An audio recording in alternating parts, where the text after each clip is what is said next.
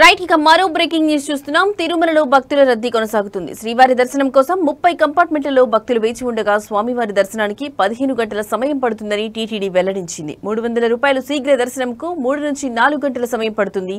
సర్వదర్శనం టోకెట్ పొందిన భక్తులకు 4 నుంచి 6 గంటల సమయం పడుతుందని తెలిపింది. నిన్న స్వామివారిని 76,033 మంది భక్తులు దర్శించుకోగా 26,905 మంది భక్తులు తలనీలాలు మొక్కులు చెల్లించుకున్నారు.